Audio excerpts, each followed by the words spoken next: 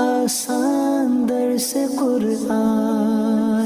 نحمده ونصلي ونسلم على رسوله الكريم اما بعد فاعوذ بالله من الشيطان الرجيم بسم الله الرحمن الرحيم لا يستوي اصحاب النار واصحاب الجنة اصحاب الجنة هم الفائزون. دوزخ والے اور جنت والے برابر نہیں، جنت والے ہی کامیاب ہیں. اس آیت کریمہ میں اللہ رب العالمین نے ارشاد فرمایا کہ جہنم والے کہ جن کے لیے جہنم کا عذاب جنہیں جہنم میں ڈال دیا جائے گا ان کے لیے دائمی عذاب ہے، یعنی ہمیشگی والا عذاب ہے.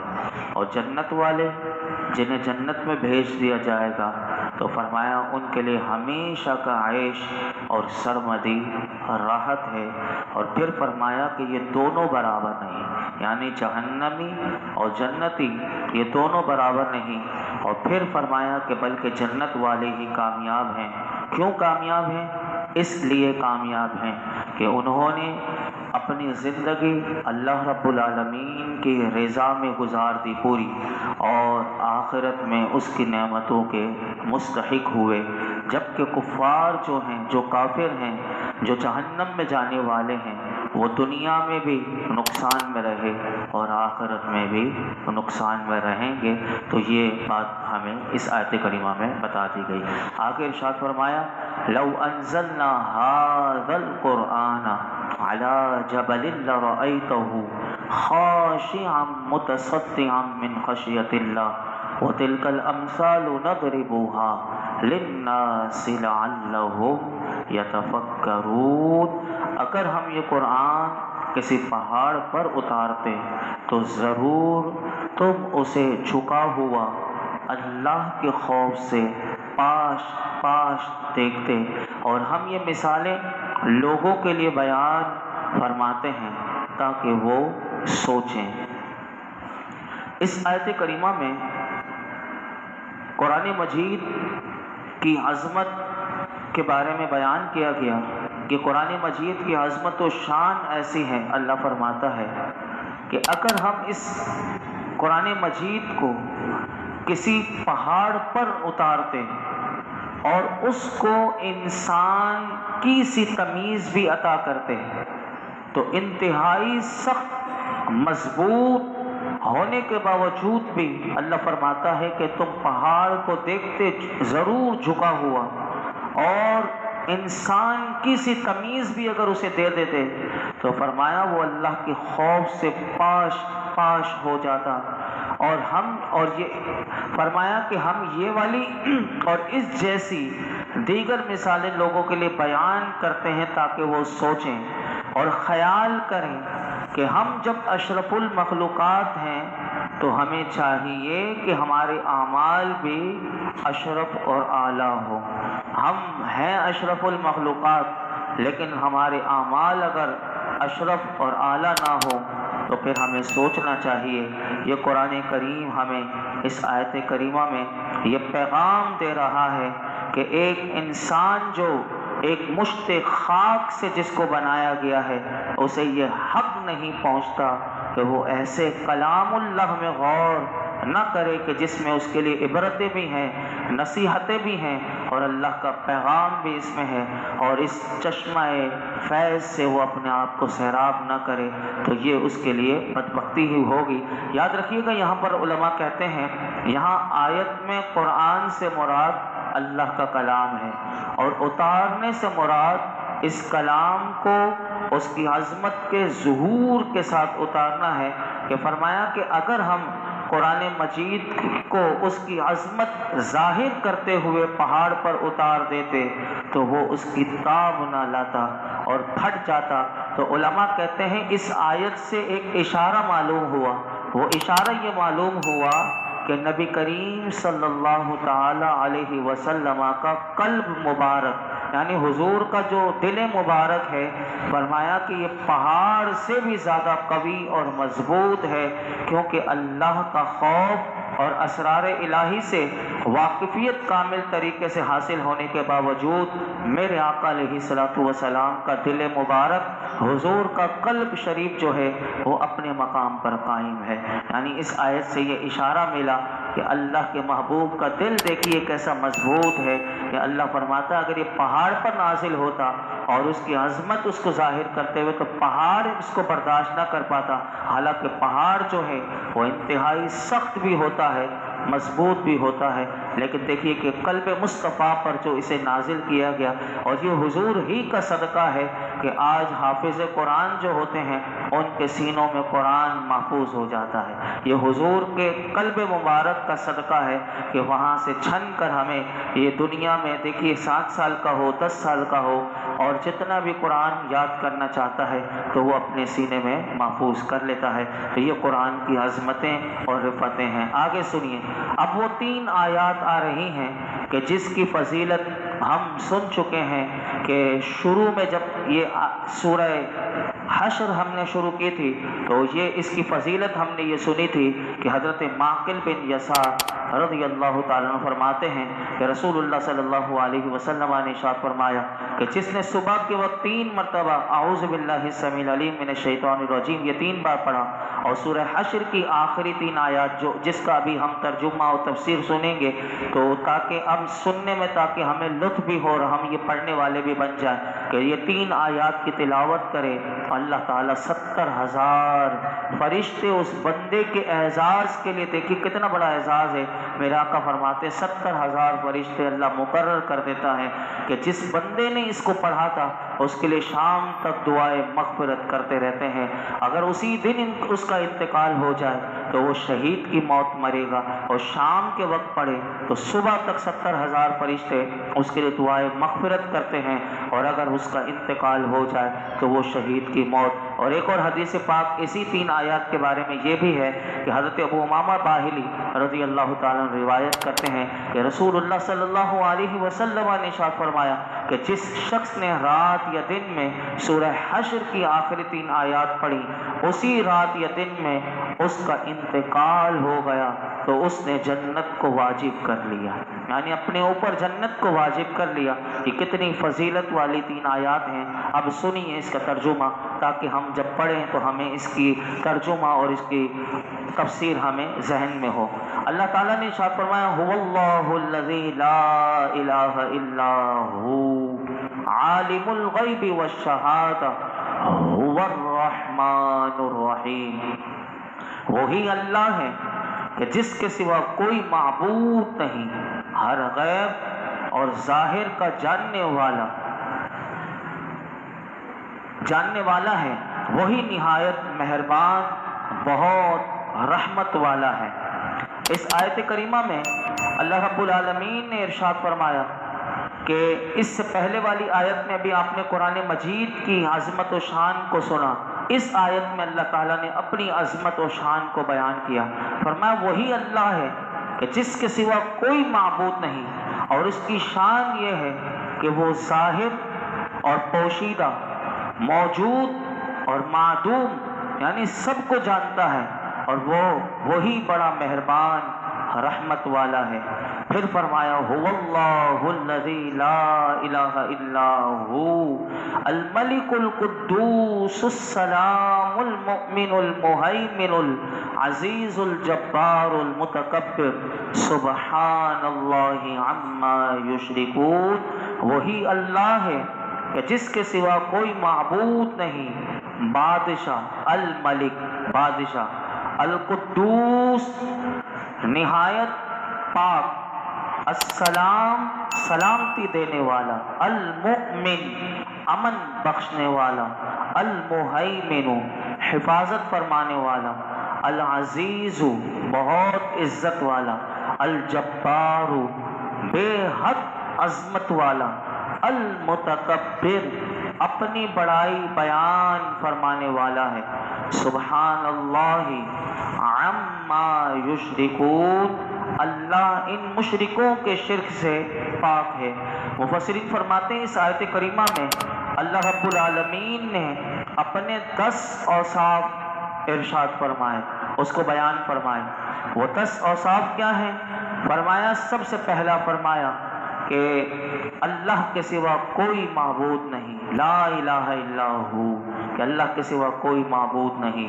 الملک، فرمایا کہ ملک و حکومت کا حقیقی مالک اور بادشاہ جو ہے اور تمام موجودات جو ہیں اس کے ملک اور حکومت کے تحت ہیں، اور اس کا مالک ہونا، اس کا ملک ہونا، اس کا بادشاہ ہونا، مالک ہونا، اور اس کی سلطنت دائمی ہے، ہمیشگی والی ہے، جسے زوال نہیں۔ پھر فرمایا نمبر 3 کہ القدوس، فرمایا کہ ہر عیب سے اور تمام برائیوں سے نہایت پاک ہے۔ السلام، اپنی مخلوق کو آفتوں اور نقصانات سے سلامتی دینے والا ہے۔ اب دیکھیں آفتیں کیسی آ رہی ہیں، نقصانات ہو رہے ہیں، بندہ یا سلام پڑھے، ہر وقت اللہ کو یاد کرے، یا اللہ سلامتی دینے والا تو ہی ہے، ہمیں کاروبار میں نقصان ہو گیا تو دور کر دے، اس نقصان کو نفع سے بدل دے، نفع سے بدلنے والی ذات تیری ہے۔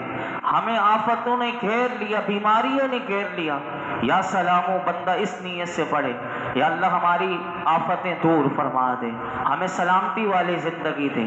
پھر فرمایا المؤمن، المؤمن، فرمایا کہ اپنے فرما بردار بندوں کو اپنے عذاب سے امن بخشنے والا ہے۔ آپ دیکھ لیں کتنی نافرمان قومیں تھیں، لیکن جو فرما بردار تھے انہیں اللہ نے کیسے بڑے بڑے عذاب سے بچایا۔ اب دیکھیں طوفان نوح ہے، اور وہ ساری قوم غرق ہو گئی، لیکن طوفان نوح میں حضرت نوح علیہ السلام کی کشتی میں جو اللہ کے فرما بردار بندے ہیں، کیسے اللہ نے عذاب سے امن دیا۔ اب بھی دیکھیں اللہ کیسے اپنے فرما بردار بندوں کو عذاب سے امن دینے والا ہے۔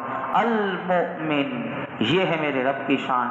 پھر فرمایا المہیمن، ہر چیز پر نگہبان اور اس کی حفاظت فرمانے والا ہے۔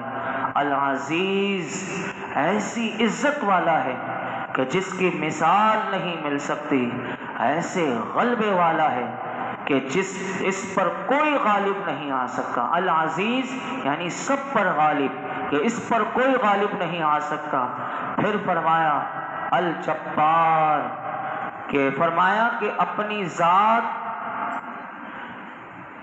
اور تمام صفات میں عظمت اور بڑائی والا ہے۔ المتکبر، اور اپنی بڑائی کا اظہار کرنا اس کے شایان اور لائق ہے، کیونکہ ہر کمال، اس کا ہر کمال عظیم ہے اور اس کی ہر صفت جو ہے وہ عالی ہے، جبکہ مخلوق میں سے کسی کو یہ حق حاصل نہیں کہ وہ تکبر کرے، یعنی اپنی بڑائی کا اظہار کرے، بلکہ بندے کے لیے یہی شایان ہے کہ وہ عاجزی اور انکساری کا اظہار کرے۔ یہاں میں ایک حدیث پاک آپ کے سامنے رکھوں کہ نبی کریم صلی اللہ علیہ وسلم نے ارشاد فرمایا کہ اللہ تعالی خود ارشاد فرماتا ہے کہ کبریائی یعنی تکبر، فرمایا کہ کبریائی بڑائی اپنی بیان کرنا، اللہ فرماتا ہے یہ میری چادر ہے اور عظمت میرا اظہار ہے، جو ان کو اوڑھنے کی کوشش کرے گا میں اس کی کمر توڑ دوں گا اور اس کو دوزخ میں پھینک دوں گا۔